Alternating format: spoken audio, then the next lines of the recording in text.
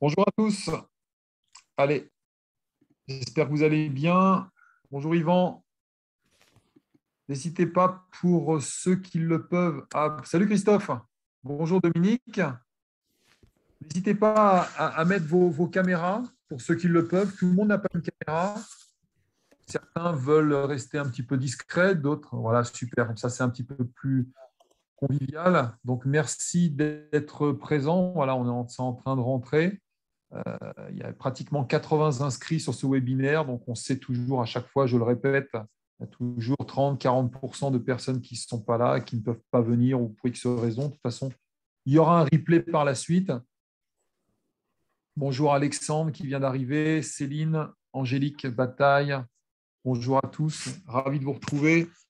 Je pensais que, pardon, j'ai un double appel, je pensais que nous allions avoir un petit peu moins de puisque hier c'était jour férié. Je vois que des gens travaillent aujourd'hui, comme moi-même. Comme par habitude, on attend un petit peu. Vous m'entendez bien? Montrez-moi un pouce ou super. Donc, on attend encore une petite minute. Et comme par habitude, on essaye chez Radical Fitness d'être assez ponctuel. On va démarrer vers 11h03. J'aurai le plaisir de vous présenter très spécifiquement Laurence Broussier et Pierre Pupier qui sont intervenus pour les deux il y a quelques mois en arrière. Je vois la présence de Christophe Batz qui va nous accompagner, donc ça c'est génial. Et puis voilà, donc on attend encore un petit peu, quelques secondes, et puis on va démarrer ce webinaire. Juste pour information, on va continuer jusqu'au 30 décembre des webinaires à fréquence de chaque vendredi et on va commencer à espacer à partir du mois de janvier 2022, après les fêtes, un nouveau modèle un nouveau format de webinaire avec d'autres sujets. Et puis, voilà, on vous en parlera. De toute façon, vous serez au courant. Allez, c'est parti. Donc, je remercie la présence de Laurence Broussier, donc, qui est coach sportive, qui travaille aussi en collaboration avec Christophe Batz, qui est là en train de…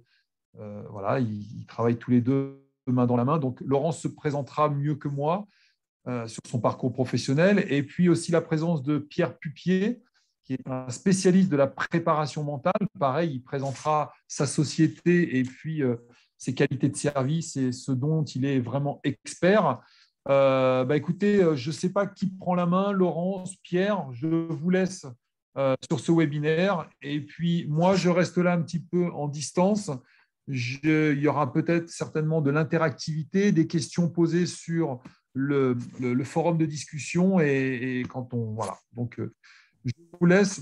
Apparemment, c'est Laurence qui prend la main. Écoute, Laurence, je te laisse prendre la main et puis bon webinaire à vous deux, Pierre et Laurence. Bien, merci Stéphane. Bonjour à tous et merci pour votre présence ce matin. Alors, je vais me présenter rapidement et puis Pierre fera pareil parce qu'on a envie d'aller entrer vite dans le vif du sujet et dans le concret. Donc, je m'appelle Laurence Broussier, je suis sur Nancy, à l'endroit où il y a plein de brouillard en ce moment. Et je suis professeure de fitness et de pilates. Et également, j'assiste Christophe Batz sur beaucoup de choses concernant son centre de formation.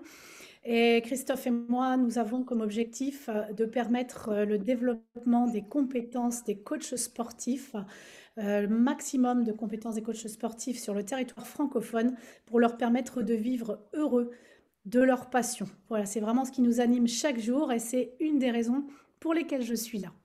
Voilà, je vais laisser la parole à Pierre.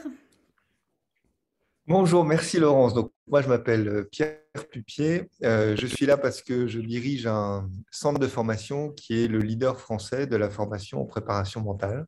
En France, on a déjà formé plus de 5000 entraîneurs et sportifs, formés et certifiés, parce qu'on a une formation qui est certifiante, avec une certification qui est reconnue par l'État. Et donc, j'interviens parce que Laurence, qui a suivi notre formation et qui la connaît très bien, qui s'est certifiée en préparation mentale, trouvais que c'était intéressant que vous puissiez découvrir en quoi la préparation mentale est utile quand on est professeur de fitness. Voilà, donc j'imagine que vous avez des questions, on va bien sûr y répondre. et puis vous aider à mieux comprendre c'est quoi la prépa mentale, est-ce que ça vous concerne, comment ça peut vous concerner, en quoi ça peut rentrer dans votre vie, ou au contraire, en quoi ça n'a pas forcément d'intérêt pour vous. Voilà, j'espère qu'on va apporter toutes les réponses que vous êtes venus chercher. N'hésitez pas à les poser directement, il y a un petit chat. Alors, je ne sais pas comment, Laurence, ça vous a fonctionné, est-ce que les gens posent la question directe ou en chat, mais J'ai le chat sous les yeux, moi, il n'y a pas de souci, je l'ai en visu. au-delà des sujets qu'on peut aborder, enfin, le webinaire n'a d'intérêt que parce que vous allez pouvoir repartir avec les questions que vous avez en tête. Donc, vraiment, posez-les, quoi, et on va y répondre bien volontiers. Bien, merci Pierre. Alors, donc, ouais, comme je vous l'ai dit, je suis professeure de fitness et de pilates, donc je fais exclusivement des cours collectifs. Et j'ai eu envie de faire ce webinaire parce que j'utilise chaque jour les outils de la préparation mentale dans mes cours collectifs. Je les ai utilisés notamment énormément pendant toute la période du confinement, lorsqu'il a fallu passer en Zoom. J'ai mis en place plein de choses et j'avais envie de partager ça avec vous parce que ce que j'ai constaté, c'est que ça augmente la fidélité de nos adhérents, de mes adhérents en l'occurrence. Et également, ça a donné encore plus de sens à mes actions parce que je faisais déjà des choses un petit peu spontanément, comme ça, parce que je trouvais ça bien dans mon tempérament. Et là, en fait, en acquérant de nouvelles connaissances, j'ai posé du sens à mes actions et j'étais encore meilleure. Alors, du coup, peut-être juste Pierre, si tu peux nous dire en quelques mots, qu'est-ce que c'est que la préparation mentale pour qu'on parle de la même chose? Absolument. Bon, en fait, quand on est entraîneur, on fait du mental toute la journée. C'est-à-dire qu'il y a de la musique, vous entraînez des gens, mais en fait, vous passez votre temps à vous assurer que ce que vous faites intéresse les personnes qui pratiquent un sport. C'est-à-dire que souvent, on se concentre beaucoup sur la partie technique quand on est entraîneur, mais quand on regarde réellement ce qu'on fait, on fait du mental toute la journée. C'est-à-dire qu'avoir un cours collectif ou accompagner quelqu'un en individuel parce qu'il veut perdre du poids, parce qu'il veut gagner en muscle, parce qu'il veut être plus beau, etc., ben, on passe son temps à l'encourager, à lui donner envie. Quand on voit qu'il ne vient plus dans le cours, ben, on l'appelle pour savoir pourquoi il n'est pas là. Quand on voit qu'il va un peu doucement, ben, on s'approche de lui pour savoir est-ce que tout va bien. Quand on voit que son équipe collective ne suit plus, ben, on ralentit le rythme. En fait, tout ça, c'est du mental. C'est-à-dire qu'on s'assure en permanence parce qu'on est dynamique, engageant, qu'on a mis la bonne musique, qu'on a choisi le bon thème qui est à la mode, qui fatigue suffisamment. Et puis, il y a d'autres groupes qu'il faut fatiguer moins. Tout ça, c'est du mental. C'est-à-dire qu'on motive les gens, on les amène à avoir la force mentale pour faire les objectifs, pour faire les efforts, pardon, qu'ils veulent faire pour atteindre un objectif. Donc, il y en a qui viennent pour se vider la tête, et ben, vous faites des cours, et puis vous essayez de faire le maximum pour qu'ils puissent bien se vider la tête. Il y en a qui viennent pour perdre du poids, vous essayez de les aider pour qu'ils perdent du poids, etc. Donc, vous êtes en train de gérer ce qui relève de la préparation mentale. Alors, le mental, c'est des territoires. Alors, tout ça, bien sûr, hein, en réalité, c'est très théorique. Le mental, bah, c'est moi, voilà. Vous voyez un mental, ou c'est vous. Mais en réalité, pour arriver à y voir à peu près clair sur ce sujet, on est obligé de le découper et on fait des territoires. Bien évidemment, tout ça n'est que théorique. Dans la réalité, il y a une seule personne qui fonctionne. Alors, dans les territoires qu'on identifie et qu'on isole sur le mental, il y a notamment la motivation. C'est vraiment une donnée à part. Alors, il y a beaucoup de travaux qui ont été faits dans le monde et on sait plein de choses hein, depuis les 50 dernières années. On a vraiment fait des grandes découvertes dans le monde, hein, pas tellement en France, d'ailleurs, c'est plutôt des chercheurs étrangers. Mais donc, on a découvert des choses absolument fabuleuses sur comment fonctionne réellement la motivation chez un individu. On a aussi la fixation d'objectifs. Comment, quand on se fixe un objectif, pourquoi des fois on arrive à les atteindre et on se fait facilement les efforts pour les atteindre, et puis pourquoi d'autres fois bah, on fixe un objectif et puis en fait on ne passe pas à l'action, on ne fait rien, on ne tient pas dans l'effort. Pourquoi? Donc il y a un territoire qui est la motivation, il y a un territoire qui est la fixation d'objectifs, il y a un territoire par exemple qui est la confiance en soi. Voilà, c'est un territoire à part. Des moments où on manque de confiance en soi, on arrive et puis on ne vient pas au deuxième cours parce qu'on ne se sent pas bien, on se dit que les autres nous regardent, on n'est pas à l'aise avec plein de choses. Bref, on manque de confiance en soi. Il y a un autre territoire qui est la concentration, la difficulté qu'on peut avoir à se concentrer durant longtemps. Bref, et donc vous avez comme ça un ensemble de territoires. Alors vous intervenez sans arrêt sur ce territoire. C'est-à-dire qu'en tant qu'entraîneur, on passe son temps alors à très haut niveau euh, comme en loisir pur, exactement comme en salle, hein, on passe son temps quand on est entraîneur à agir sur ces différents territoires. D'habitude, vous le faites plutôt par en fonction de ce que vous avez appris de la vie. Alors, il y a les entraîneurs qui sont des entraîneurs durs, qui pensent qu'il faut que ça fasse mal parce que pour eux, ils ont appris quand c'est dur, c'est que ça vaut le coup et on va au-delà de soi-même et c'est ça qui est motivant. Et puis, on a d'autres qui vont être plus copains. Donc, ils pensent qu'on entraîne les autres et on est proche d'eux quand on est compréhensif, à l'écoute, qu'on met de la bonne joie, etc. Bon, bref, chacun y va avec ce qu'il a appris dans sa vie en fonction de la personne qu'il est et puis de l'éducation qu'il a reçue. Bon, du coup, la préparation mentale, c'est quoi? C'est vous allez continuer de faire ce que vous faites tous les jours, c'est-à-dire vous occuper du mental des personnes, mais au lieu de le faire uniquement avec ce que vous avez appris au cours de votre vie professionnelle, eh bien, vous allez le faire avec des outils qui sont un peu plus efficaces, qui s'appuient un peu plus sur des découvertes scientifiques ou sur des travaux de recherche. Et ça vous permet notamment d'être plus à l'aise et d'emmener plus loin les personnes, d'être plus efficace, et puis aussi de mieux décrypter les gens qui ne sont pas comme vous. C'est-à-dire que souvent, on arrive à bien se comprendre entre humains. Quand il y a quelqu'un qui est comme vous, par exemple, vous êtes un fou de la compète et de ce qui est dur et demande des efforts, vous allez naturellement bien fitter et bien entraîner les gens comme vous. Si par contre vous avez quelqu'un qui vient juste pour pratiquer sympathiquement et qui a plutôt envie d'une bonne ambiance, mais qui n'est pas tellement fait pour les efforts, vous allez avoir du mal à comprendre cette personne et vous n'allez pas pouvoir l'emmener comme vous voudriez l'emmener. Voilà. Donc une fois qu'on maîtrise la prépa mentale, ben, on sait mieux comment fonctionnent les individus. Pardon Laurence, j'ai été un peu long. J'espère que ce n'était pas trop long. Voilà. Alors, c'était très intéressant, Pierre, merci. Alors justement, je vais faire le lien tout de suite, cours collectif, hop, on va parler motivation et on va parler des sentiments qui renforcent la motivation. Et je vais commencer par l'appartenance. Donc ça, c'est ce qu'on apprend quand on fait la formation préparation mentale. On apprend que le sentiment d'appartenance renforce la préparation, la motivation. Donc, qu'est-ce que c'est que le sentiment d'appartenance? C'est le fait d'être apprécié pour soi, pour sa personne, et non pas pour les résultats que l'on délivre. Je vais vous donner un exemple. J'ai fait longtemps des cours de Zumba. Et moi, je n'étais pas une grande danseuse, parce que je ne suis pas du tout danseuse d'origine. Je suis fitness et j'ai fait du handball dans mon enfance. Donc, inutile de vous dire que du côté de la grâce, c'était pas forcément là. Et c'était très fitness. Et du coup, je me retrouvais face à des adhérents qui étaient bien meilleurs que moi en technique de danse. Euh, j'ai mis un petit peu de temps à dépasser ce truc-là. Eh bien, en fait, le sentiment d'appartenance, ça fait quoi? Eh bien, ça fait que... Et puis, c'est l'inverse aussi pour des personnes. Les personnes qui viennent à vos cours de Zumba, par exemple, et qui vont être avec deux pieds gauches, trois mains droites, etc. Ben, on n'est pas apprécié pour les résultats que l'on délivre, ou pas que pour les résultats que l'on délivre, on est apprécié pour soi-même, pour sa personne. Alors, ça veut dire quoi? Pierre, il en a parlé tout à l'heure. Le prof sympa. Le prof sympa. Allez, je te tape dans le dos. Coucou, ça va? Martine, machin, bisous, truc muche. Ok. C'est super d'être le prof sympa. Mais quand on sait que ce n'est pas que le prof sympa, c'est se faire apprécier pour soi et pas seulement pour les résultats que l'on délivre, et apprécier les autres pour eux-mêmes, et pas seulement pour les résultats qu'ils délivrent. Et là, on parle personne, on parle valeur. Et c'est beaucoup plus important. Donc, je donne des petits exemples. Euh, ça ne veut pas dire je parle de ma vie privée et je déballe toute ma vie privée pendant mes cours. On est loin de tout ça. Pour moi, il y a quelque chose, enfin, il y a dans ma vie, j'ai des valeurs essentielles et notamment, j'ai des animaux, j'ai des chiens. Et pour moi, cette proximité avec les animaux est vraiment très importante. Parce que ça révèle de l'amour, quelque chose dans le cœur que j'avais envie de partager avec mes adhérents.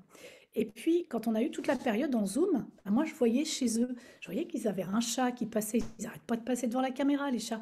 Il y avait un chien, il y avait un oiseau, tout ça. Et bien, j'ai fait quoi? On a fait des petites séances de présentation de nos animaux, par exemple. Et puis, on a parlé des caractères des uns et des autres. Alors, ça prend quoi? Ça prend 3 minutes sur le cours. Mais ça permet de se connaître autrement que en faisant du pilate, que en faisant de la zumba, etc. J'ai été un petit peu dans le sud et j'ai eu un petit chat dans la gorge, justement. Ensuite, je vous donne un autre exemple. Moi, je me ressource énormément dans les bois, dans la forêt. Ça me permet de mettre en pratique des séances de marche nordique que j'ai acquises d'ailleurs dans une formation avec Christophe Batz. Et ça me ressource énormément. Eh ben, je parle de mes expériences avec mes adhérents. Donc, je parle de quoi? Je parle de la beauté de l'automne. Bon, pas aujourd'hui parce qu'on ne la voit pas, parce qu'il y a trop de brouillard, mais quand il y a du joli soleil, bah, je parle de comme j'ai trouvé que les arbres étaient beaux et comme ça m'a fait du bien de voir toutes ces couleurs de l'automne avec le ciel bleu et que j'ai trouvé ça très ressourçant. Et tout de suite, mes adhérents répondent: ah oui, c'est vrai, moi j'ai vu à tel endroit, c'était magnifique, j'ai fait des photos, truc, truc. Donc ça permet de parler de soi sans déballer sa vie privée, encore une fois, c'est pas l'objectif, mais ça me permet de parler de mes valeurs profondes et de ma proximité à la nature, aux animaux. Et pour moi, ça c'est important parce que dans mes actions, j'ai envie que mes adhérents se rapprochent d'eux-mêmes et de qui ils sont. Donc ça rentre complètement dans mes objectifs. Donc voilà un petit exemple sur la façon avec laquelle j'utilise le sentiment d'appartenance pour renforcer la motivation de mes adhérents. Pierre, tu veux ajouter quelque chose sur le sentiment d'appartenance? Oui, alors je vais peut-être expliquer parce que nous on le sait, mais je ne sais pas si tout le monde l'a en tête, donc c'est peut-être pas forcément clair. En fait, comment fonctionne la motivation? Elle est composée d'un certain nombre de sentiments. Donc, quand on est très motivé, en général, on ne sait pas pourquoi on est très motivé. On se sent juste très motivé. Puis des moments, vous avez même vous-même dans votre quotidien professionnel, hein, vous occupez cette fonction de prof de fitness. Des fois, bon, vous y allez, vous êtes super motivé, l'année est bonne, ça se passe très bien. Puis d'autres fois, voilà, vous y allez, vous êtes moins motivé. On ressent la baisse de motivation, on ressent qu'on a une super motivation. En général, on ne sait pas pourquoi, on ne sait pas décrypter pourquoi. Ce que vous apprenez quand vous vous formez en préparation mentale, c'est quels sont les sentiments qui concourent à la motivation. Alors, un des sentiments, c'est celui dont on va parler de Laurence, il y en a un certain nombre, ça s'appelle le sentiment d'appartenance, c'est est-ce que je me sens connu pour moi-même? Et donc, une fois que vous connaissez tous les sentiments de la motivation parce que vous êtes formé dessus, bah, vous allez pouvoir les utiliser soit pour vous, déjà pour aller bien dans votre métier, quand vous sentez que votre motivation baisse, soit vous allez pouvoir les utiliser naturellement pour les autres. Alors, pour vous, c'est ce que vient d'écrire Laurent, c'est-à-dire que pour que vous soyez motivé, il faut que vous soyez connu. Alors, on est tous soumis au même registre, hein. C'est-à-dire, je dis vous, mais moi, pareil, voilà, c'est le cerveau humain aujourd'hui, en tout cas tel qu'on le comprend. On sait qu'il fonctionne comme ça, on ne sait pas tout, mais on sait un certain nombre de choses. Donc, on sait qu'on a besoin, en tant qu'individu, d'être connu pour soi-même. Alors d'ailleurs, à des niveaux très différents. C'est-à-dire qu'il y en a, ils ont besoin de parler énormément d'eux-mêmes pour avoir le sentiment d'être un peu connus et donc avoir un sentiment d'appartenance élevé et donc d'être motivés. Et c'est des gens qui, en général, vous racontent toute leur vie. Et puis alors, s'ils croisent des personnes qui, eux, n'ont pas tellement besoin d'en dire beaucoup d'eux-mêmes, juste pour avoir un sentiment d'appartenance élevé, moi, par exemple, je vais peu vous parler de moi parce que c'est comme ça.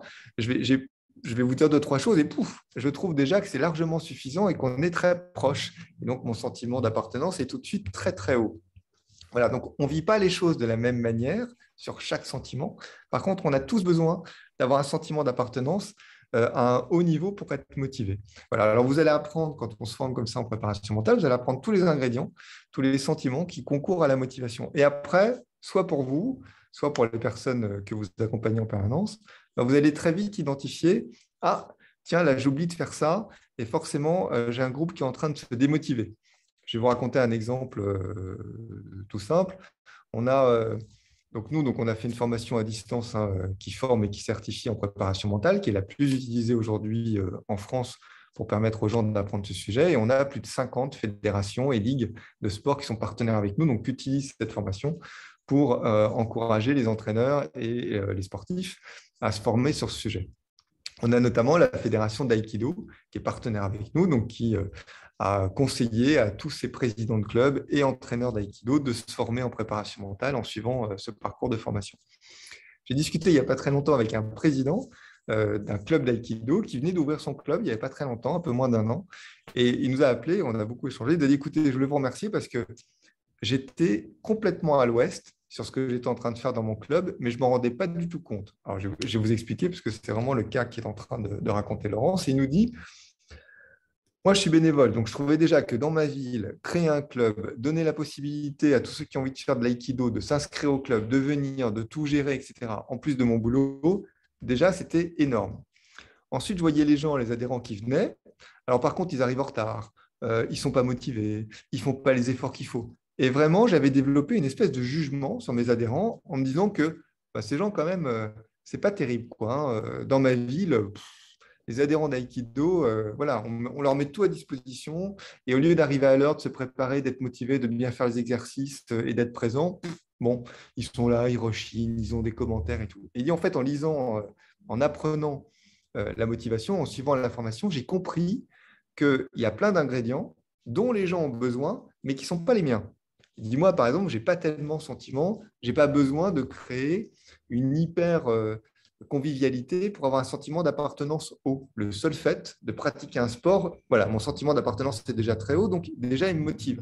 Par contre, j'ai compris qu'il y a des gens, ils en ont vachement besoin. Donc moi, je faisais des séances, on démarre à l'heure, on a fini, tout le monde plie, c'est terminé, on rentre chez soi. Et ben maintenant, j'ai changé. Après le cours, je fais et avant le cours, mais lui, c'était surtout après. Maintenant, je fais des moments d'échange pour que chacun puisse se présenter. Je vais au-devant de chacun de mes adhérents, je prends de leurs nouvelles, je leur parle un peu de moi, etc. Et ça a complètement changé la motivation d'un certain nombre d'entre eux qui avaient besoin d'être nourris dans ce sentiment-là pour que leur motivation remonte. Du coup, maintenant, ils viennent plus pratiquer l'aïkido, ils sont plus motivés quand ils arrivent, ils ont le sourire alors qu'avant, ils tiraient la gueule, etc. Et en fait, quand vous découvrez tous les sentiments de la motivation, bah, vous comprenez mieux, surtout les gens qui ne fonctionnent pas comme vous. C'était le cas de ce président, qui était plutôt un cerveau à structure très logique, avec comment dire, d'empathie et un niveau d'empathie qui n'était pas très élevé. Et il est très heureux comme ça, il est très bien comme ça, il n'a pas besoin de se changer. Simplement, du coup, il ne voyait pas ce qu'il ratait dans le monde par rapport à... Il avait des angles morts par rapport au profil qui était différent de lui. Et le fait de pouvoir structurer les ingrédients de la motivation, bah, voilà, ça a pu changer ce qu'il a mis en place. Merci Pierre, merci, merci. Alors justement, ça me fait un lien tout de suite avec un autre sentiment qui renforce la motivation, c'est le sentiment d'autonomie. Euh, Peut-être Pierre, tu veux expliquer ce que c'est que l'autonomie avant ou pas? Ben, Ça peut comme être tu veux, bien. alors Ouais. si tu veux.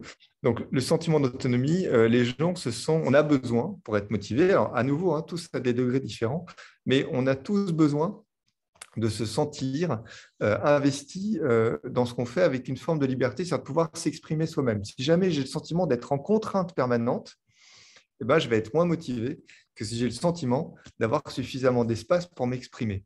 Alors, il est un peu complexe ce sentiment parce que ce n'est pas la même chose pour tout le monde. Par exemple, si je vais dans votre cours et que vous êtes un prof très exigeant, très directif, etc., et qu'on me demande quel est mon sentiment d'autonomie, je vais peut-être mettre une super note très élevée en disant moi, c'est génial, je me sens à 10. Et puis un autre qui va suivre le même cours que moi avec le même professeur, lui va dire ah non, c'est horrible, j'ai aucune autonomie, il ne nous laisse jamais d'espace pour faire des choses qu'on a envie de faire. Moi, j'ai un sentiment d'autonomie qui est à 0/10. Donc, il y en a un qui va être démotivé avec le même prof sur ce sentiment et un autre qui va être motivé. Donc, on n'a pas tous le même besoin dans la façon dont ça s'exprime. Par contre, pour qu'on ait une super motivation dans sa pratique sportive, on a tous besoin d'avoir un sentiment d'autonomie, le sien, qui soit au maximum.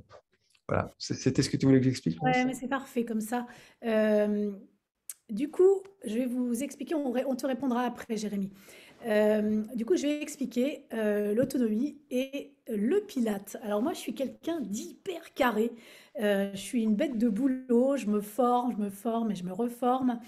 Et donc, je donnais des cours de pilates, mais hyper vraiment structurés, c'est ce que vient d'expliquer Pierre.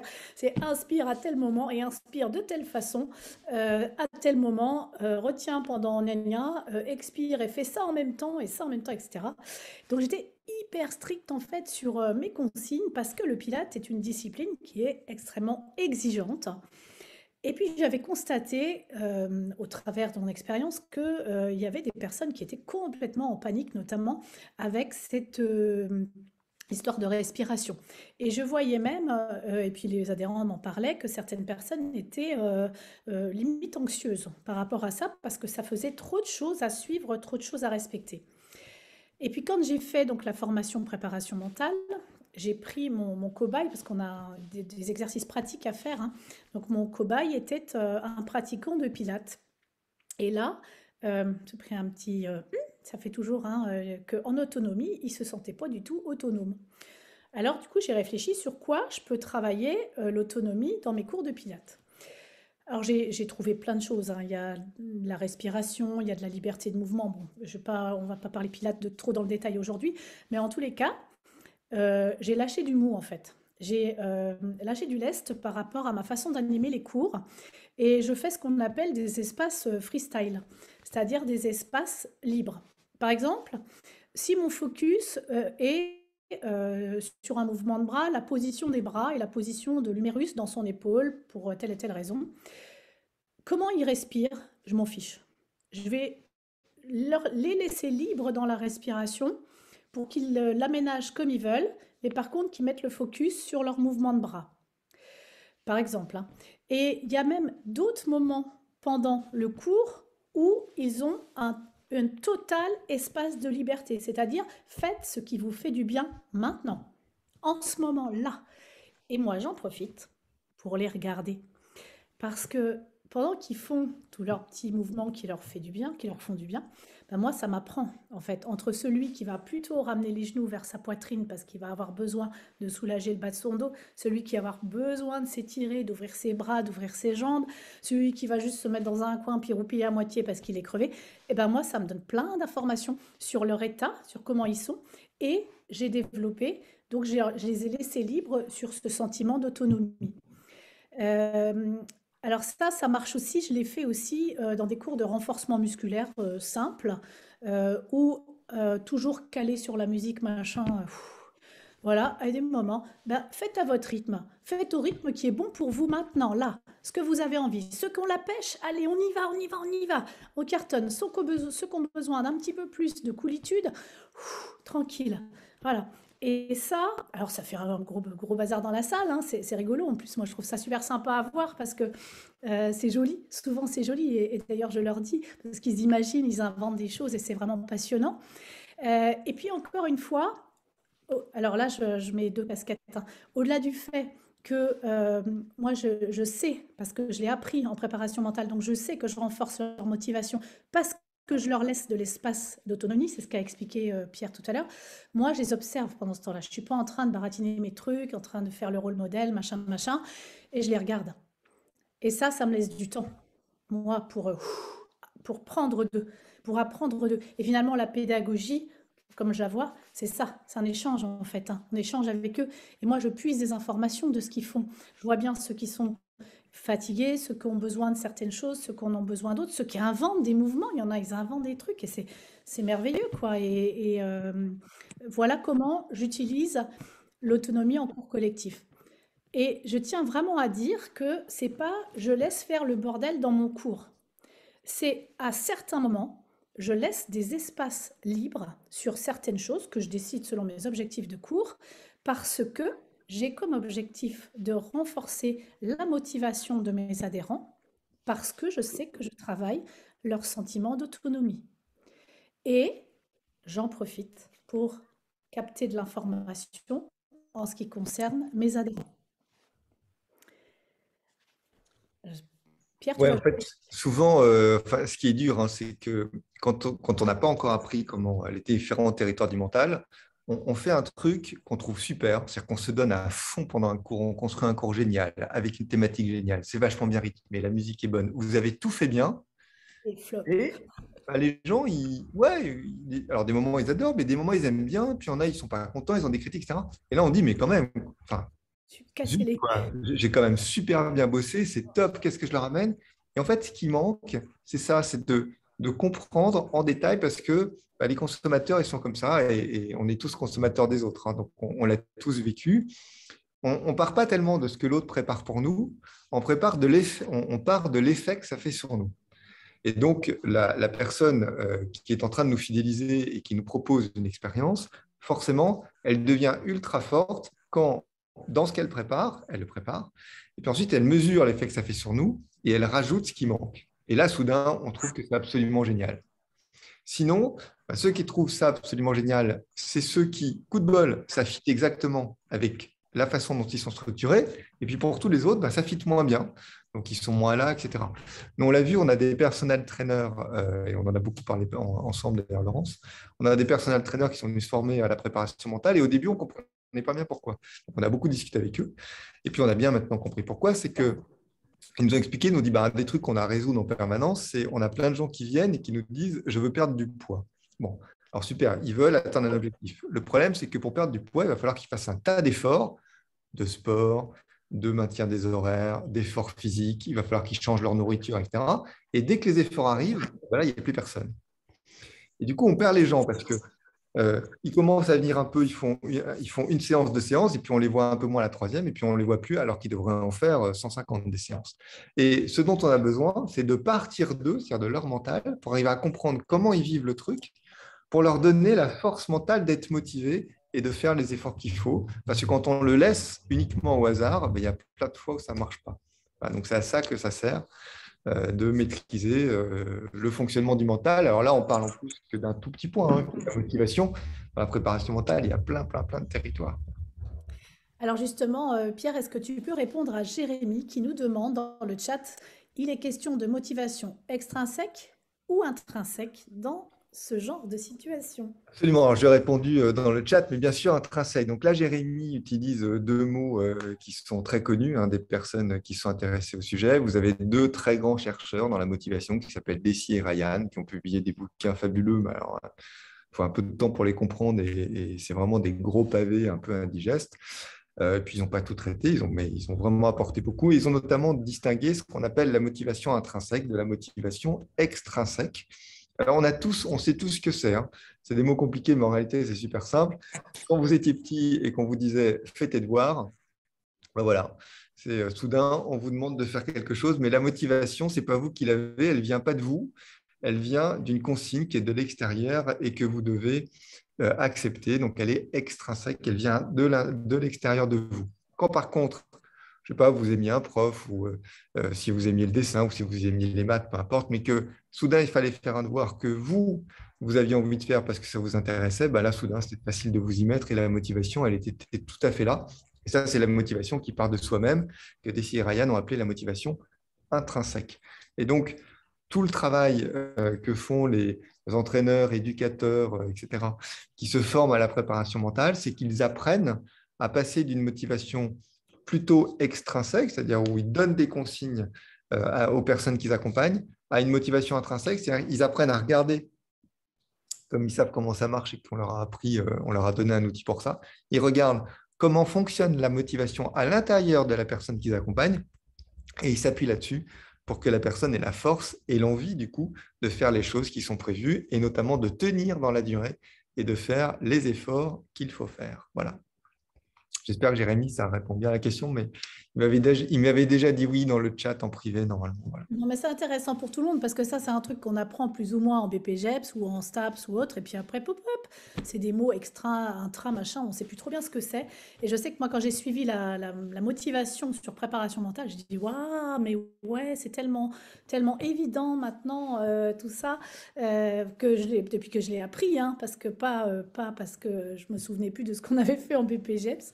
Donc voilà, ça fait vraiment du bien de rappeler des notions et des connaissances parce que je reste convaincue, et Christophe aussi avec moi, et Pierre aussi avec moi, que quand on développe nos compétences, nos connaissances, eh bien, on pose du sens à nos actions et on est encore meilleur. Et si nous, on est meilleur, on va être mieux pour nos adhérents. Donc nos adhérents seront encore plus fidèles à ce que l'on leur propose, qui est quand même vachement important. Ah, là, je voulais faire une intervention, si je peux, Laurence. Vas-y. Parce que ça, c'est vraiment un truc.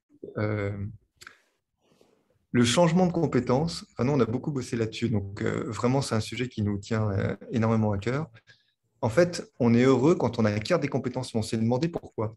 C'est-à-dire que quand on se rend compte de ce qui se passe dans notre vie d'adulte, une fois qu'on est sorti de l'école et qu'on commence à travailler, on a tous des très, très grands moments de joie. Et c'est notamment quand on arrive à savoir faire des choses qu'on ne savait pas faire avant. Parce que ça nous ouvre des nouveaux horizons et ça nous permet de faire des nouvelles choses dans notre vie. Et en fait, ça se passe quand on acquiert des nouvelles compétences. Et c'est pas tellement, c'est pas si répandu que ça. C'est-à-dire quand on entend les gens qui disent ouais, ou l'État qui dit il faut se former en formation continue, il faut acquérir des nouvelles compétences. Quand l'État oblige les sociétés à former les salariés pour que chacun acquiert des nouvelles compétences, on a un peu l'impression que c'est une espèce de Ouais, ça ne fait pas forcément. Enfin, nous, on s'est rendu compte avec le temps que non, il y a une grande vérité sur ce truc, quoi. C'est-à-dire que réellement, si je regarde ce qui s'est passé à titre personnel, mais c'est pareil pour toutes les personnes de l'équipe LNF chez nous, toutes les fois qu'on a réellement acquis des nouvelles compétences et qu'on a changé de dimension sur un sujet, et qu'ensuite ça nous ouvre des nouveaux horizons, eh ben ça nous met en joie. Voilà, ça nous réjouit. Voilà. Et c'est vraiment vrai. Donc, en fait, les compétences, c'est vraiment un truc qu'on devrait expliquer aux adultes. Et en plus, on peut acquérir des compétences. Alors oui, on peut se former, mais on peut aussi lire des livres, on peut aussi écouter des webinaires, on peut aussi regarder des interviews. Enfin, il y a plein de manières. On peut échanger avec des gens qui sont experts sur un domaine. Il y a plein de façons d'acquérir des compétences. Mais vraiment, acquérir des nouvelles compétences dans un domaine d'activité qu'on adore et soudain voir qu'on peut faire des nouvelles choses qu'on ne savait pas faire avant et qui ouvrent des nouveaux horizons, ça participe de la joie dans le travail, ça participe de la joie à titre personnel, de la confiance en soi, de la reconnaissance de soi, etc. Voilà, je vais faire ce petit laïus parce que Merci c'est un Pierre, sujet qui parce nous tient à que cœur. justement, le thème suivant, c'est les compétences. Donc ça tombe bien. Donc le sentiment de compétence qui fait partie de l'amélioration de la motivation. Donc Pierre vient de nous l'expliquer. Alors concrètement, toujours dans mes cours co, comment je fais avec ce truc-là? Parce que c'est quoi les compétences pour mes adhérents en cours collectif? Donc je vais parler un petit peu Pilate là. Déjà, moi, je ne suis pas dans des cours de challenge. Je suis dans des cours où les personnes viennent pour elles-mêmes et pour se sentir mieux dans leur tête, dans leur corps, avoir moins mal au dos, etc. Donc ça, c'est la première chose qui est vraiment très importante. Donc leur compétence n'est pas la réalisation de je sais pas quoi sur un pied en levant le petit doigt et en respirant de telle et telle façon. Donc je me suis un petit peu creusé la tête. Je me suis dit, mais comment je vais pouvoir faire pour renforcer le sentiment de compétence de mes adhérents? Alors j'utilise beaucoup l'anatomie, puisque c'est quand même important pour nos cours de Pilates. Et je vais vous donner un exemple tout simple d'une compétence, enfin je vais vous donner deux exemples. Un premier qui touche à l'anatomie. Lorsque je bouge mon bassin, je vois visuellement que c'est mon bassin qui bouge, mais dans mon corps, l'articulation qui est mobilisée, c'est celle de ma colonne vertébrale. Je le montre avec un squelette. Alors ça, c'est sur 10 cours, hein, pas comme ça, balancé comme je vous le fais, hein, vous êtes des coachs. Hein. Je le montre avec un squelette, je le fais percevoir aux gens, je le fais regarder sur les autres, je le fais regarder dans le miroir. Et je renforce la compétence en leur disant, est-ce que maintenant, vous savez que quand vous bougez votre bassin, visuellement, c'est le bassin qui bouge, mais l'articulation concernée, c'est celle de la colonne. Et puis, on le travaille jusqu'à ce que ce soit devenu automatique, donc que ce soit une compétence qui soit acquise automatiquement. Donc, bénéfice pour le quotidien, c'est que parce que c'est mon objectif, hein, moi, que mes adhérents ils soient heureux au quotidien et qu'ils utilisent leur corps sans se blesser, en fait, hein, eh bien, ils savent que quand ils bougent leur bassin d'une façon ou d'une autre, c'est l'articulation de leur colonne qui est mobilisée. Donc, il faut attention à ce qu'ils font. Ils régulent certains mouvements en autonomie. Tiens donc, super. On a parlé de l'autonomie qu'on a abordé tout à l'heure. Donc ça, c'était un exemple pour le développement du sentiment de compétence. Un autre exemple aussi, ça c'était, j'ai travaillé énormément ça quand on était en Zoom, mais je le retravaille encore maintenant en cours collectif, en présentiel. C'est pour moi une compétence qui est essentielle pour mes pratiquants cours collectifs, c'est leur capacité à savoir adapter les exercices en fonction de comment ils se sentent. Alors encore une fois, je ne fais pas ça en 3 minutes comme je vous le dis là. Hein. Ça s'est étalé sur 12 semaines, 20 semaines, etc. Qu'on soit bien d'accord, peut-être parfois une saison complète. Hein. Parce que je me suis rendu compte qu'en Zoom, je ne les voyais pas forcément tous selon le positionnement de leur caméra. Et puis j'avais remarqué aussi qu'en cours co, je pense que vous l'avez tous remarqué aussi, ah bah ouais, je l'ai fait parce que machine, elle le faisait à côté de moi, puis je voulais pas avoir l'air bête. Ou alors je me suis forcée parce que tu as demandé qu'on le fasse, mais ça m'a fait mal quand je l'ai fait. Alors moi, je suis folle quand j'entends ça, mais je me dis, surtout pas, quoi. Si ça te fait mal, ton corps, il te dit que c'est qu'il ne faut pas le faire. Donc bref, au fur et à mesure des séances, j'ai renforcé, donc j'aurais déjà permis de comprendre que ça, c'était une compétence. Parce que ce n'était pas évident de savoir que d'avoir la capacité à adapter, à pas faire ce que le dit, quoi. Hein. Je suis en train de dire que pour moi, une capacité de mes adhérents, c'est de ne pas faire ce que je demande parce que ce n'est pas bon pour eux au moment où je le demande. Donc, c'est pas évident, quoi, tout de suite hein, à capter. Hein. Et donc, du coup, on a développé ça, alors toujours avec de l'apprentissage d'anatomie, de tas de trucs, enfin bref, voilà. Et donc, au fur et à mesure que je voyais leur progression, ben, je leur disais, ça, vous avez acquis la compétence d'une façon autonome, de ne pas décider de lever le bras comme ça parce que pour vous, c'est pas bon pour l'épaule à ce moment-là, mais de le lever comme ça. Alors bien entendu que je leur ai donné des options comme vous faites, etc. Bien entendu, au départ, il faut leur montrer comment on fait pour adapter, puis les inviter à chercher le mouvement qui va être le meilleur pour eux. Mais après, il y a des fois, j'ai pas le temps ou j'y pense pas parce que je suis dans mon truc et je constate, ah, super, machine ou machin, il a mis en place une solution alternative. Et quand je vois ça, bravo, bravo, parce que tu as choisi de faire autrement, parce que aujourd'hui c'est ça qu'il faut pour toi. Et pour moi, ça, c'est une immense compétence. Et j'ai fait le point avec les adhérents derrière. Et ce qu'ils m'ont expliqué, en fait, c'est qu'avec ce travail-là, dans leur quotidien, ils mettent en œuvre ça.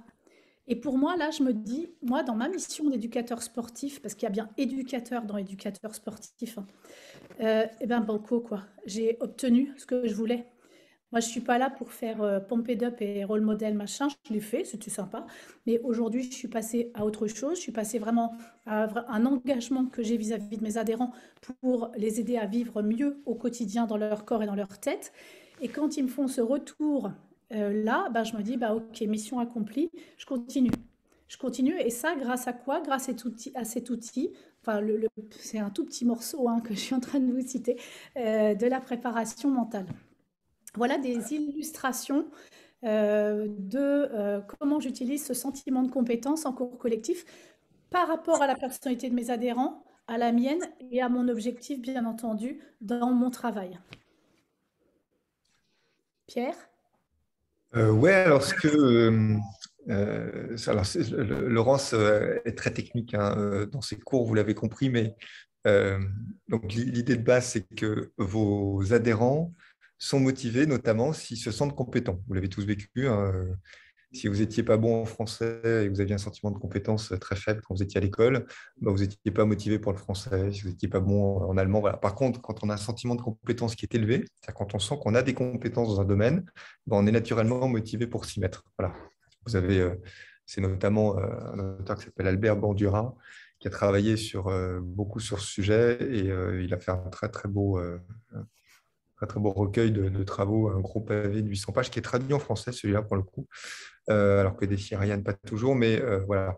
Bandura s'appelle l'auto-efficacité, très gros travail absolument fabuleux, donc il explique très bien qu'on a besoin de se sentir compétent et efficace dans un domaine pour être motivé. Donc quand notre motivation est au top, on ne se rend pas compte, c'est en général que c'est un domaine dans lequel on sent qu'on va arriver à faire des choses parce qu'on a des compétences. Donc quand vous avez quelqu'un qui, par exemple, arrive dans un cours qui est en surpoids, qui en plus n'a pas l'habitude d'avoir des vêtements forcément de sport et qui se retrouve dans une salle avec des personnes tout près d'elle et là, soudain, elles se sent complètement incompétentes parce que juste déjà, dans le fait de bouger, alors que tout le monde a déjà un certain niveau et bouge beaucoup plus vite, vous avez forcément quelqu'un qui va avoir un sentiment de compétence qui va être très bas par rapport à l'environnement et au type d'exercice qui lui est donné. Donc là, si jamais vous êtes formé sur ce sujet, vous savez exactement ce qu'il faut faire pour tout de suite aider la personne à remonter son niveau de compétence. C'est des points très précis. Par exemple, vous allez passer la voir et vous allez donner 2-3 exercices et très vite, vous allez appuyer sur « Ah, ça, tu le fais très bien. Ok, c'est bon. Tu vois, tu as une bonne dynamique ici. Ça va être utile pour la suite. »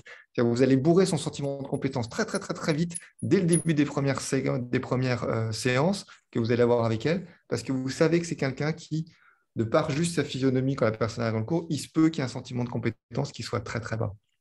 Voilà, et donc si jamais vous surveillez, enfin, si vous savez que la compétence et le sentiment de compétence, c'est un ingrédient indispensable pour avoir quelqu'un motivé dans une action, donc dans une pratique sportive, eh ben, vous allez à l'œil, hein, ça se repère super vite, très souvent, vous allez repérer très très vite en permanence ceux qui ont sans doute un problème de compétence. Ça se voit quand par exemple quelqu'un n'est pas à l'aise, cherche un peu du regard, vous cherchez du regard pour avoir une espèce de rapport ou soufflent ou manifestent que ouais, mais pour moi, ça ne marche pas, etc.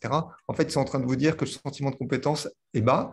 Et là, si vous ne bossez pas dessus, enfin, si vous laissez le truc passer sans mettre en place, on vous apprend ça, hein, bien sûr, comment est-ce qu'on remonte un sentiment de compétence, vite ou pas vite d'ailleurs, mais qu'est-ce qu'il faut faire pour le remonter? Si vous laissez le truc passer, vous allez avoir quelqu'un dont la motivation va être grignotée. Alors, ce n'est pas forcément grave, hein, parce que on peut des moments avoir une motivation moyenne et tenir dans le temps, mais vous êtes heureux en général quand les gens que vous accompagnez ont une motivation forte, parce que être coach, c'est donner beaucoup aux autres. Et quand on donne beaucoup, ben, pour être motivé soi-même, on a besoin de recevoir beaucoup, hein. Quand tout le groupe est mou, ne participe pas, ne manifeste pas d'enthousiasme, ne dit pas merci, alors que vous envoyez du lourd, du lourd, du lourd pour les soutenir. Voilà. Donc, c'est vachement utile de pouvoir savoir que le sentiment de compétence est un sentiment essentiel de la motivation. Ouais, et ça nous aide en fait, ça, à gérer des différents niveaux pendant un cours. Parce que c'est pas toujours un cours où il y a des gens top niveau, ou, etc. Comme l'a dit Pierre, on accueille des débutants, puis heureusement, ou des personnes qui ont des limitations articulaires, du surpoids, etc. Et ça, pour pouvoir le gérer, bah, il faut travailler, enfin, ce sentiment, le travail sur ce sentiment-là aide beaucoup. Alors, c'est vrai que c'est ça que j'apprécie beaucoup dans l'approche de Radical Fitness, parce que dans la façon avec laquelle ils ont conçu les cours, à la fois il y a un apport pour aider le prof, pour lui faire gagner du temps sur la préparation de ses cours, mais en même temps, il y a tout un espace de liberté qui est laissé, qui va permettre aux profs bah, de faire ce que Pierre vient de dire, d'aller voir les adhérents, d'aller leur donner des solutions alternatives pour les mettre à l'aise, pour qu'eux-mêmes développent leur propre espace de liberté et de compétences. Et je trouve que là-dessus, bravo Stéphane pour ce que vous faites avec les concepts, parce que c'est pas un exercice facile. Et je trouve que, enfin moi, c'est pour ça que j'apprécie ce que vous faites, c'est que c'est vraiment, par rapport à ça, raccord à mes valeurs. Merci Laurence. Mais bon, ce n'est pas le sujet du jour, on ne va pas parler des concepts radicaux, mais c'est vrai que moi, si j'y travaille depuis maintenant pratiquement 8-9 ans, parce que je suis un bébé freestyle et j'aime cette créativité, j'aime pouvoir justement être proche des adhérents et de les corriger, faire de la correction posturale pendant les cours. Maintenant, j'enseigne plus parce que je suis passé à un autre stade, mais c'est une des raisons pour laquelle je travaille chez Radical. Donc, c'est vrai que Radical Fitness, pour parler encore juste 2 secondes de ma société, c'est que la société que je représente, c'est que une société qui est très bien implantée en France, mais qui est encore très, très peu connue sur le fond. Et c'est vrai que les gens pensent beaucoup que l'on fait de la pré-chorégraphie comme nos confrères, et pas du tout, pas du tout. On est vraiment positionné sur la santé, le bien-être, la personnalisation des cours. Il y a vraiment une grande latitude. Mais bon, je ne rentre pas dans ce débat-là. Si les gens veulent des renseignements, ils savent où nous joindre et puis nous appeler. Je vous laisse continuer, Laurence et puis Pierre. Oui, on a bientôt terminé. Je voulais juste boucler avec un truc, parce que quand je dis boucler, c'est que pour moi, toute cette... alors encore une fois, hein, je répète, là on aborde la motivation. On est dans un petit morceau de la préparation mentale, mais enfin, c'est tellement riche et tellement passionnant. Le dernier point que je voulais voir, c'est le plaisir. Le fait de s'amuser. Quand on fait... alors nous, éducateurs sportifs, quand on fait notre travail, et puis bah, nos adhérents, quand ils viennent dans nos cours, qui se marrent, qui s'amusent. Et ça encore, enfin pour moi c'est essentiel. Vous voyez, là maintenant, tout de suite là, je passe un super bon moment. Je suis en joie avec vous parce que je trouve que l'échange avec Pierre est extrêmement riche, parce que je vois que vous êtes super intéressés et enfin, ça me fait plaisir en fait. En plus, il y a des personnes que je connais qui sont dans le groupe, donc ça me fait très très plaisir que vous soyez là ce matin. Et du coup, bah, j'ai beaucoup de plaisir à faire ce que je fais, donc ça me motive encore plus, ça renforce ma motivation à continuer. Donc je suis vraiment contente. Et du coup, bah, c'est la même chose dans nos cours, en fait. Amusons nos adhérents, même si c'est du challenge, même si c'est des cours où on s'arrache, ou bon, l'haltéro, des fois, c'est pas évident, hein, faut soulever du lourd, machin et tout. Ok, et ben, ça n'empêche pas de s'amuser, de prendre du plaisir. Et c'était le dernier point que je voulais aborder, c'est que ce sentiment-là renforce aussi aussi la motivation et que c'est facile à faire pour nous dans nos cours collectifs. Et des fois, on oublie un petit peu parce que pris par la technique, pris par le temps, pris par les contraintes de ceci, de cela, on cavale un petit peu partout. Tel adhérent qui arrive qui boite, l'autre qui a mal à l'épaule, l'autre qui dit qu'il ne peut pas faire ceci parce que truc, l'autre qui arrive en retard de 10 minutes. Bon, et moment, et en fait, on est là pour s'amuser, on est en plus dans le sport loisir, donc tant mieux, quoi. Pierre? Ouais, alors là, Laurence décrit le plaisir, enfin celui qui est éprouvé par Laurence Broussier. Alors, on a tous besoin d'avoir un sentiment de plaisir élevé pour être motivé. C'est ça qui fait que soudain, on est poussé par une super motivation. Par contre, on ne met pas tous le plaisir dans les mêmes sujets. Donc, on entend pour Laurence, c'est s'amuser, avoir un moment de joie, de partage, etc. Il y en a, par exemple, le plaisir va être exprimé dans le sérieux. Donc, ça va être, vous allez faire, si par exemple, pour vous, le plaisir, c'est s'amuser comme Laurence, passer un moment ensemble, etc. Vous allez plutôt générer ces éléments-là pour créer un sentiment de plaisir. Et puis, quand vous allez discuter avec une personne, peut-être vous dire, ouais, mais moi, j'ai un sentiment de plaisir qui est bas. Quand vous allez creuser pourquoi, vous allez comprendre. En fait, ce sera parce que ce n'est pas assez sérieux. Donc, là, pareil, bien savoir que le sentiment de plaisir est un des ingrédients fondamentaux, pardon, de la motivation. Et donc, si vous voulez avoir des sportifs ultra motivés, ben, il faut sans arrêt aussi pousser leur sentiment de plaisir, mais bien identifier le fait que ce qu'on met derrière le mot plaisir, c'est très différent hein, d'un individu à l'autre. On a tous des personnalités qui sont un peu différentes. Voilà, ben, quand par exemple vous voyez quelqu'un qui est différent de vous, vous savez que vous avez intérêt à aller tchatcher un peu avec lui à la fin du cours pour identifier c'est quoi son plaisir, sur quoi il repose. Vous sentez bien hein, les gens qui sont comme vous les emmenez avec vous, ils sont super motivés, vous souriez, vous faites un truc, ils sont synchrones avec vous. Très bien, ceux-là, vous les identifiez, j'allais dire, vous n'avez presque pas besoin de faire de la prépa mentale puisque vous les pifiez en 4 secondes. Par contre, il y a des gens différents de vous qui sont un peu plus en réserve, qui vous montrent d'ailleurs, hein, on sent bien les gens qui sont un peu plus décalés par rapport à soi. Bon, bah, ceux-là, voilà, vous savez que quand vous allez y discuter, vous allez particulièrement écouter et poser des questions très précises qui permettent en 2 secondes d'identifier c'est quoi le plaisir chez un individu. Et comme ça, vous allez y penser et vous allez faire en sorte que lui aussi soit nourri dans son plaisir. Et c'est ça qui va permettre de le rendre motivé et pas de le voir partir ou de continuer de se mettre un peu plus en retrait pour finalement disparaître complètement de votre radar. Voilà.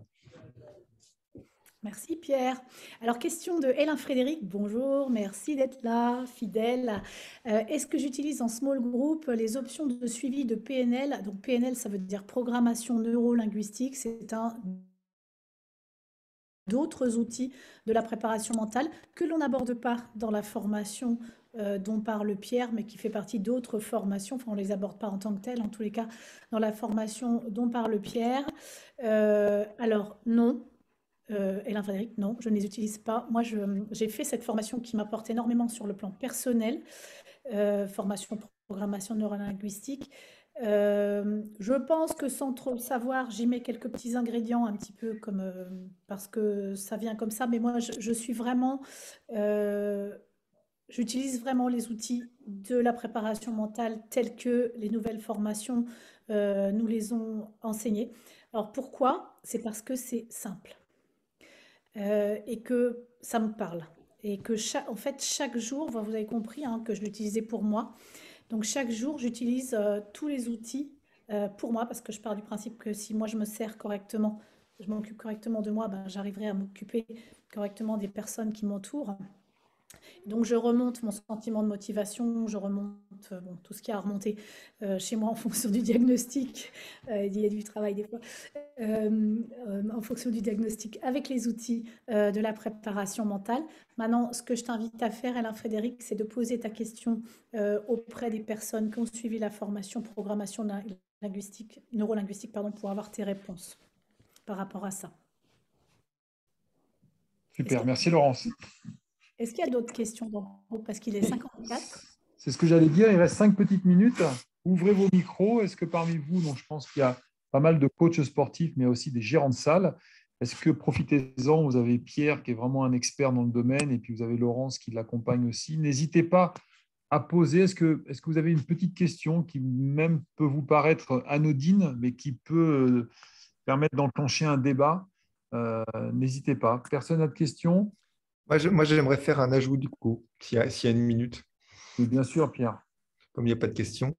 Si jamais vous êtes patron de salle, euh, alors peu importe que ce soit avec nous ou avec d'autres, on pourra un jour vous expliquer pourquoi notre point de vue c'est mieux chez nous, mais formez-vous en préparation mentale et formez vos entraîneurs et proposez des activités et des séances de préparation mentale. C'est-à-dire que ça marche super bien. Les gens font du sport parce que ils ont envie de se vider la tête, ils ont envie de se déstresser, ils ont envie d'aller bien dans leur vie. Le sport apporte ça, mais on l'a vu, nous, dans les clubs qui se sont formés, quand soudain on propose soit des enfants, soit des adultes, d'apprendre à gérer son stress, d'apprendre à gérer sa concentration, d'apprendre à gérer sa confiance en soi, ils adorent ces moments.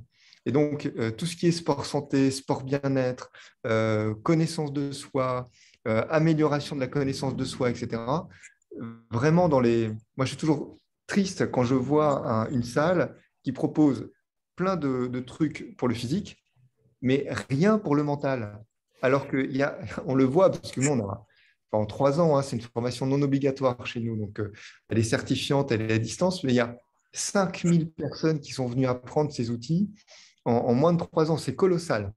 Sur un sujet aussi technique, mais on a réussi à le rendre très simple, mais c'est colossal.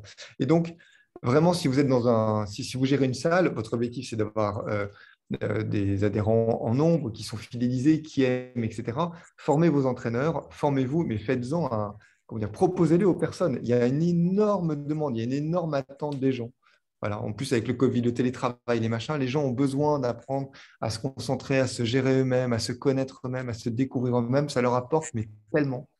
Et c'est lié au sport, voilà, ça va ensemble. Oui, parce qu'on améliore le mouvement le mouvement global, le mouvement du corps et le mouvement de la tête aussi. Ça marche avec. Le corps crée le mouvement, le corps crée le mental crée le corps. Et c'est magnifique quand tout ça, ça se met en route d'une façon vertueuse. Il y a une directrice, il n'y a pas longtemps, il y a une directrice d'un centre d'équitation qui nous a appelé pour nous dire, écoutez, je voulais vous remercier, je me suis formé en préparation mentale et je me suis certifié. Bon, j'ai adoré la formation, mais je voulais vous dire, en général, quand je fais une semaine de stage, bon, il faut que je relance quand même mes adhérents pour qu'ils s'inscrivent, pour apprendre plus le galop, plus le machin, plus le truc. Bon, voilà, ça fait 10 ans que je tiens mon truc, ils connaissent mes différents stages, donc ils viennent se perfectionner, mais enfin, il faut quand même que je les encourage.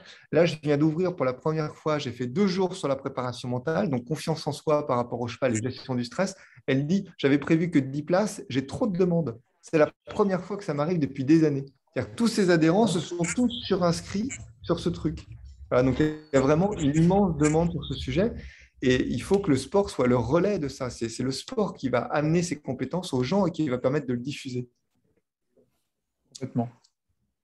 Pierre, est-ce que tu peux mettre dans le fil de la discussion tes coordonnées de ta société, parce que tout le monde ne te connaît pas, même si tu interviens au nom de Radical Fitness, ça serait bien que tu laisses tes coordonnées, ton numéro de téléphone, le nom de ta société. Absolument. Alors, mais Laurence va passer tout ça parce qu'elle va vous faire passer un lien. Alors, nous, on s'appelle LNF, les nouvelles formations. Pour nous trouver, c'est tout simple. Vous tapez PMS, les nouvelles formations, ou prépa mentale, les nouvelles formations. Vous allez nous trouver. On a un site dédié, etc. Et c'est pour ça que Laurence m'a demandé d'intervenir aujourd'hui. C'est comme Laurence est très active en préparation mentale, pour les personnes de Radical Fitness, vous aurez un avantage. On vous expliquera ça quand vous vous connecterez, si vous avez envie de plus d'enseignements, mais vous allez avoir un avantage en utilisant le lien qui vous sera donné par Laurence, donc dans le cadre de Radical Fitness. Donc, il y a un lien qui va vous être envoyé, utilisez-le. Vous mettez vos noms, prénoms, coordonnées dans ce formulaire. Les personnes chez nous sauront que vous venez dans le cadre de Radical Fitness, du webinaire qui a eu lieu, etc. etc. Et donc, ça permettra de déclencher, ça aide en fait à la prise en charge complète de la formation. Donc, c'est une formation 100% à distance que vous suivez de chez vous, elle est asynchrone. Donc, vous pouvez vous former 10 minutes le matin, une demi-heure le soir. C'est comme Netflix, donc c'est vachement facile à suivre. Alors, parce qu'on sait que vous avez des agendas de fou. Elle est prise en charge parce qu'elle passe par le CPF, qui est le compte personnel de formation. Donc, vous avez tous une prise en charge qui sera facilitée grâce à Laurence. Elle est certifiante avec une certification en préparation mentale qui est reconnue par l'État. Donc, c'est vachement sympa quand vous êtes prof de fitness, prof de gym, personal trainer, etc. Vous pouvez dire je suis aussi certifié en préparation mentale et j'ai une certification reconnue par l'État. Ça pose vachement, puis ça vous permet de donner des séances, on va te faire plein de choses passionnantes avec les personnes. Et puis, vous allez surtout, nous on le sait, parce que c'est une formation qui est non obligatoire et tout le monde va au bout. Donc, c'est passionnant, vous allez vous régaler, vous apprenez des choses incroyables pour vous, pour les autres. Et puis, vous verrez sur notre site internet, il y a un onglet témoignages, il y a des très, très grands champions qui se sont formés et qui vous expliquent qu'ils ont adoré cette formation. Vous avez beaucoup d'acteurs de loisirs qui travaillent avec les enfants, qui travaillent. On a le ministère de la Justice qui est venu travailler avec nous parce que les éducateurs spécialisés, quand ils utilisent ces outils, ça change complètement le rapport qu'ils ont avec les jeunes. Enfin bref, la prépa mentale, c'est fabuleux. Alors pourquoi notre formation marche si bien? C'est parce que au lieu d'enseigner des concepts, c'est sympa la théorie, mais ce n'est pas ce que vous voulez apprendre, on a vachement bossé pour vous donner des outils à appliquer tout de suite, un outil motivation, un outil fixation d'objectifs, un outil confiance en soi, un outil concentration, routine, imagerie mentale, etc. Donc, vous comprenez tout de suite à quoi ça sert, vous arrivez à l'appliquer tout de suite parce qu'on vous demande de le faire pendant la formation. Voilà. Et du coup, vous passez un excellent moment, mais surtout, vous sortez vraiment avec des compétences fortes que vous allez utiliser, comme Laurence, qui ne nous connaissait pas il y a quelques années, et puis qui utilise ça pour elle, pour les gens. Voilà. J'espère Voilà. que j'ai bien tout expliqué. Super, Christophe. Elle Tu veux verra si c'est bon. ajouter quelque chose, Christophe Latte? Bonjour à tous. Déjà, dans un premier temps, je viens d'ouvrir mon micro. Oui, alors j'ai écouté avec beaucoup d'attention parce que je connais Pierre et je connais Laurence. Alors, il y a quelque chose dont on n'a peut-être pas parlé et qui pourrait être intéressant pour peut-être clore ce webinaire, c'est de se dire, mais quel est l'intérêt au sein des clubs? Parce que vous êtes vraisemblablement en grande majorité, il y a quelques coachs parmi vous, mais vous êtes en grande majorité des patrons de clubs. C'est de se dire, mais aujourd'hui, tout le monde fait la même chose. Alors, vous allez peut-être me dire, non, nous, on ne fait pas la même chose, on est différents, mais globalement, vis-à-vis du public, la vision qu'a le public, c'est-à-dire les clients et les prospects, c'est que tous les clubs proposent quasiment la même chose. La décoration peut changer, mais globalement, à l'intérieur, souvent, les cours sont les mêmes.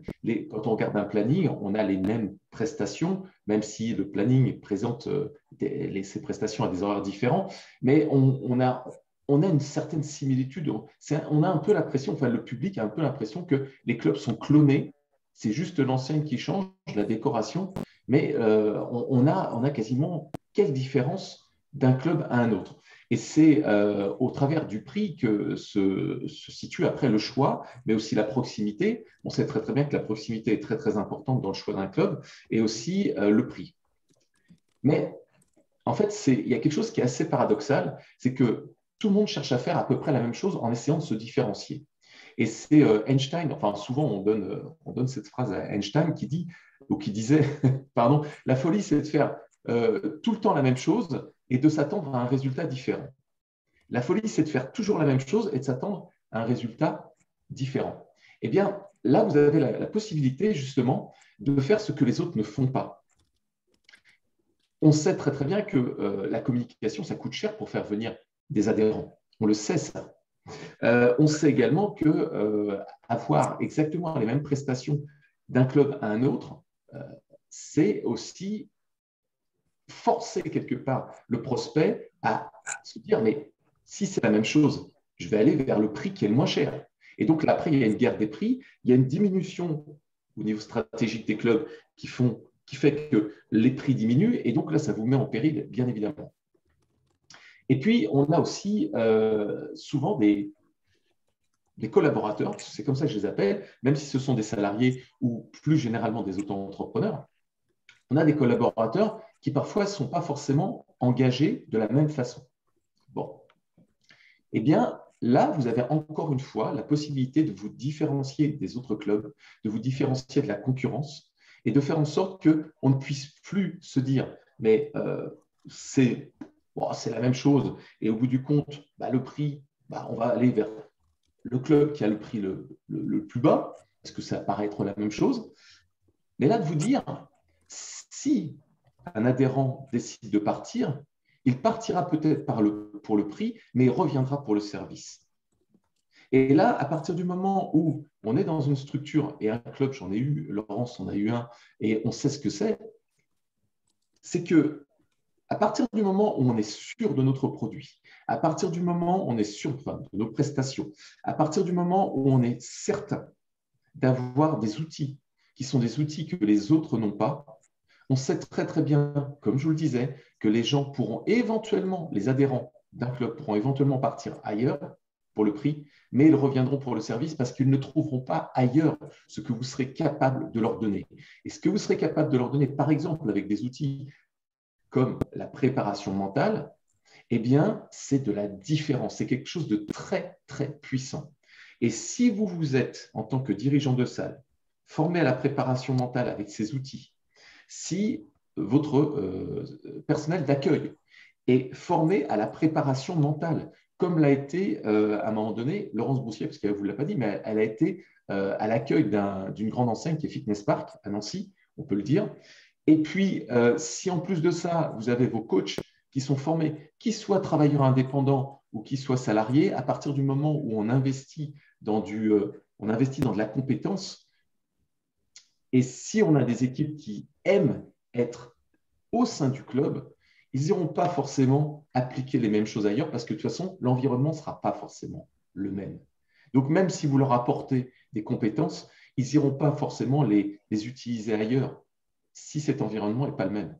Donc, au bout du compte, si vous avez, et je finirai là-dessus, l'ensemble de votre équipe qui est formée de la même façon, qui réagit de la même façon, qui a les mêmes outils, qui est motivé exactement de la même façon parce qu'ils ont suivi les mêmes contenus et qu'ils ont acquis les mêmes compétences, qu'ils retrouvent les uns les autres et qui peuvent être amenés à en jouer et à en être, quand je dis à en jouer et à en être enjoué, avoir de la joie à les utiliser, vous allez avoir une équipe qui va être une équipe qui va aller dans le même sens avec un effet de synergie qui va être énorme. Et ça, les adhérents vont le ressentir. Et je peux vous en parler en connaissance de cause parce que j'ai travaillé dans un club haut de gamme que certains connaissent peut-être, qui est Aqualoft, pendant 7 ans. Et pendant 7 ans, on a eu une équipe qui était énorme, avec une ambiance énorme. Et souvent, les adhérents venaient me voir, et là, je me décomposais quand les adhérents venaient. Moi, je n'étais que intervenant dans ce club, hein. Mais je peux vous dire, et ça, c'est une anecdote que je raconte régulièrement, il y avait des adhérents qui venaient me voir et qui me disaient, tu sais, Christophe, hein, c'est cher Aqualoft. Et là, je me disais, mais qu'est-ce qu'ils vont me dire? Oh, mon Dieu! Ils me disaient, c'est cher, mais qu'est-ce que c'est bien? Ça voulait dire que c'était cher, mais que ça valait la peine, que d'être adhérent, ça valait la peine de payer ce prix-là pour y rester. Et si vous avez tout ce qu'il faut, et si vous mettez en place tout ce qu'il faut pour qu'ils aient la même réaction, en fait, le prix, ça ne sera plus un problème. Vous n'aurez plus besoin de diminuer vos prix et donc d'avoir des marges qui sont très, très faibles, voire de mettre en péril vos clubs. Parce que c'est un problème de finances, on le sait bien, hein, les entreprises. Et que là, vos clubs ont été beaucoup fragilisés par cette crise sanitaire. Voilà ce que je peux vous dire, voilà ce que ça m'évoque et voilà pourquoi je suis vraiment ravi que, Radical Stéphane, hein, que vous puissiez mettre régulièrement en place des webinaires comme ceci et vous avez été très, très endurant depuis le début de la crise sanitaire. Félicitations en tout cas parce que ça permet d'avoir des outils, des webinaires, des contenus qui permettent de garder la motivation au niveau des clubs. Et ça, c'est extrêmement important. Merci à tous. Merci Christophe. On essaye de faire au mieux. Écoutez, on va arriver sur la fin. Donc, vous avez tout hein, dans le fil de la discussion. Vous avez Laurence qui vous a tout placé, les coordonnées de Pierre, la possibilité de prise en charge des formations. Merci à Laurence pour ton intervention. Merci à Pierre pour ta grande expertise. Merci à Christophe pour être intervenu aussi sur la fin, hein, puisque vous travaillez ensemble de main de maître. Donc, écoutez, je vous dis à un prochain webinaire. Passez tous un très bon week-end et puis, au plaisir de se rencontrer. Donc, je pense que de toute façon, Laurence, Pierre ou Christophe, on les fera réintervenir. Peut-être tout de suite, dans quelques mois, on laisse un petit peu d'espace entre deux. Mais il faut pilonner, comme le disait Christophe, il ne faut pas arrêter. Il faut pilonner. Moi, je le répète tous les jours, différenciez-vous par la qualité de service et arrêtez de vous différencier par des prix. Aujourd'hui, de toute façon, post-Covid, si on ne prend pas le virage de qualité de service, on ne le prendra jamais. Il faut vraiment que le fitness se transforme et par ce genre d'outils, préparation mentale, qui est une piste, ça peut vraiment apporter à notre secteur et à l'industrie du fitness. Sur ce, je vous laisse. Je vous souhaite un très bon week-end et je vous dis au prochain webinaire. Merci Laurence, merci Pierre, merci Christophe, Dominique, Laurence et tous ceux qui nous ont suivis, Ahmed d'Algérie, je sais. Allez, bye bye à tous et bon week-end. Merci à tous. Au Merci de revoir. nous avoir suivis.